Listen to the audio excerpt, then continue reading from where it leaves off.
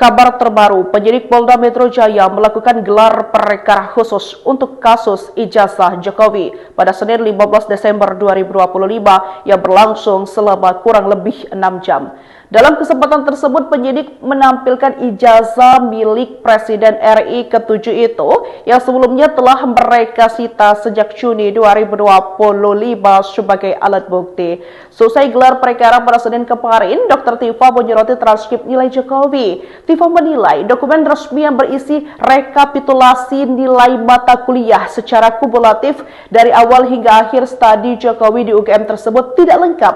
Dr. Tifa menuturkan transkrip nilai yang asli seharusnya komplit dengan tanda tangan dekan dan pembantu dekan 1 dari fakultas. Sementara transkrip nilai Jokowi tidak lengkap tanda tangannya.